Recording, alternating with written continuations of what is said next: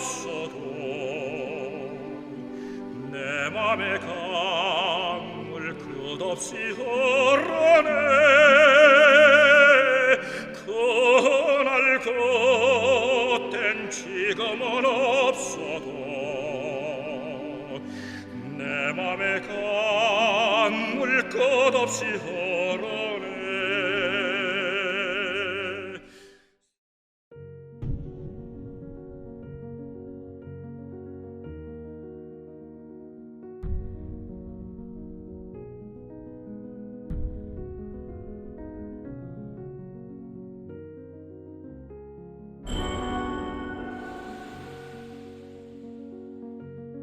유교 휴전이 되고 나서 아버지는 군 생활을 서울에서 하게 됩니다.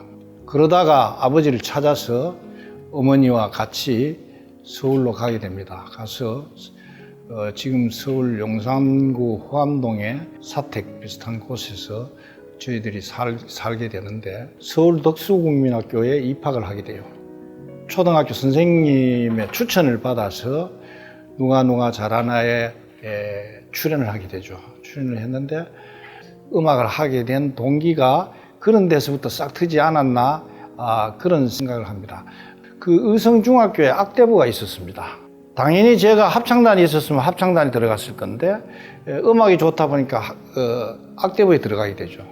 그래서 거기서도 제가 트럼펫을 전공을 하면서 악장을 했어요. 그 아버지 몰래 계명대학교에 원서를 내가지고 시험을 보게 됩니다. 시험을 보게 됐는데 당연히 입학을 하게 됐어요.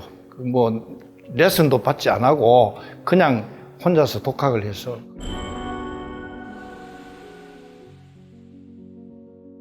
대학원을 졸업하고 저는 대학 강사를 쭉 하면서 음악에 대한 목마름으로 인해서 유학을 결심하게 되는데 그때도 사실은 아버지로부터 굉장한 압력을 받습니다. 그리고 어머니는 항상 제 편이었어요. 그래서 네가 원한다면 가거라. 이태리에 있으면서 이태리 생활 이 얘기를 또 안 할 수가 없는데 그 마체레타라는 곳이 있었어요. 마체레타라는 것도 성을 극장으로 만든 곳입니다. 근데 그때 토스카를 했는데 제가 이막의 그 비스타르테 비스타 모레를 듣고 제 생각에 노래 살고 사랑에 살고 참 멋진 인생이다. 나도 앞으로 그렇게 살아야겠다. 이런 생각을 하게 됐죠.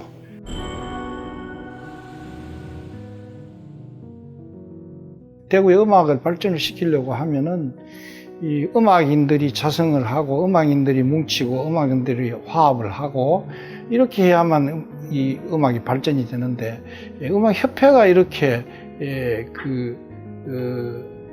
활동을 하지 않으면 안 된다. 이렇게 해서 음악협회를 활성화시켜야겠다는 제 나름대로의 생각을 그렇게 굳히게 됐습니다. 각계 요로를 찾아다니면서 오페라단 설립, 시립 오페라단 발족 문제에 대해서 건의를 하고 권유를 하게 됐죠. 시립 오페라단이 창단이 된다고 하자 또 문제가 어려운 문제가 생기기 시작했는데 초대 그 단장을 누가 맡을 것인가 이게 굉장한 어떤 이슈였습니다. 그래서 제가 바로 전화를 하고 그 다음날 가서 제가 하겠습니다 해서 제가 초대 단장이 된 겁니다.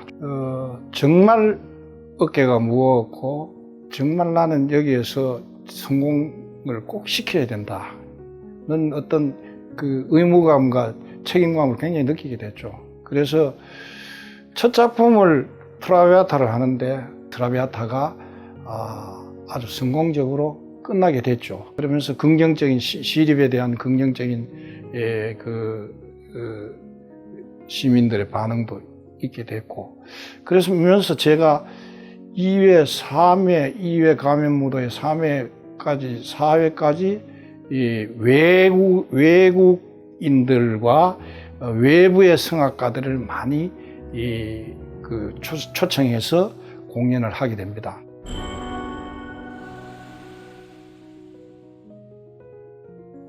야외 오페라가 2000년 10월에 부르공원을 코롱 야외 음악당이 개관을 했습니다. 개관 기념으로 여러 가지 행사가 있었는데 우리가 순수 예술 쪽에 클래식 쪽에서 행사를 해야겠다 해서 야외 오페라 아이다를 계획을 하게 됐습니다. 경상북도에서 1998년도에 경주문화 엑스포를 열게 됐습니다. 열게 됐는데 마침 그때 장일남 선생의 원효가 우리나라 창작 오페라 중에서는 아주 가장 인기가 있었습니다. 그래서 그것을 선택을 해서 원효 작품을 올렸죠. 원효 작품을 올렸는데 그게 자연과 오페라가 불국사의 백운교하고 청운교 앞에 노송하고 세트가 자연적인 세트가 사람이 만들 수 없는 자연의 위대한 효과를 나타냈습니다.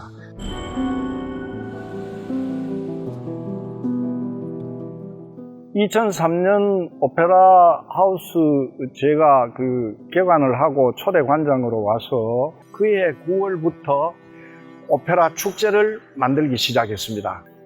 그 이후에는 제가 시에서 예산을 조금 더 증액을 시키면서 전문가들을 전문 기획성 있는 것을 조직을 해야겠다고 생각을 해서 국제 오페라 축제를 기획을 하게 됐고 국제 오페라 축제 조직위원회를 만들었습니다. 그래서 나중에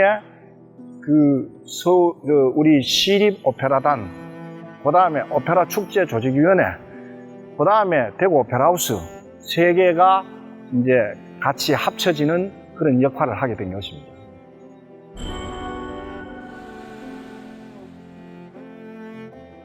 계명아트센터가 2008년도에 개관을 했습니다. 제가 오페라하우스에 3회 국제 오페라 축제를 할 때 사실 시리리 총장님으로부터 제의를 받았습니다.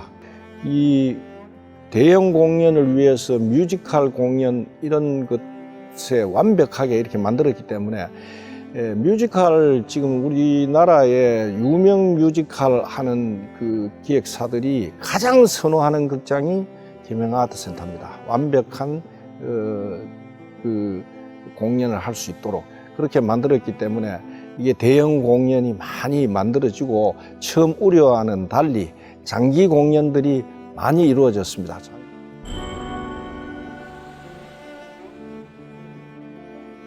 경주문화재단이 그때 전국 지자체 중에서는 처음으로 경주문화재단을 만들었어요. 경주문화재단에 이제 산적해가 있는 문제들이 굉장히 많았었는데 그것을 하나하나 해결을 해서 한 반년 만에 모든 문제들을 재정립을 다 했습니다. 많이 야외 오페라를 하고 이런 게 있어서 야외에서 봉황대 큰 무덤을 배경으로 해서 봉황대 특설 무대가 지금도 계속되어 오고 있습니다.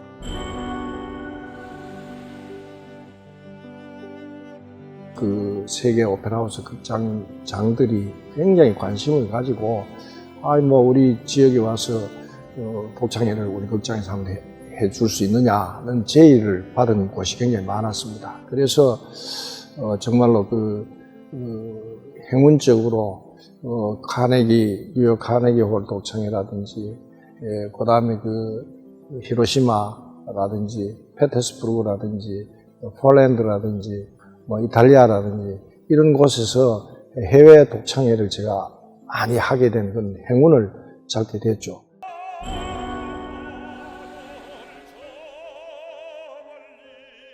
가곡을 부르면 부를수록 이게 정말 우리 가곡이 중요하다는 것을 인식을 하게 됐고 가곡의 기본이 시와 음악이 합쳐진 형태이기 때문에 우리나라의 좋은 시에 또 우리 곡을 붙여서 부르는 것은 이건 굉장히 중요하다고 이렇게 생각을 합니다. 네, 지금 대구가 그 유네스코 음악 창의 도시로서 가곡은 순수 우리 것이기 때문에 제가 지금 생각하고 있는 것이 대한민국 가곡제를 대구에서 꼭 열어야겠다는 생각을.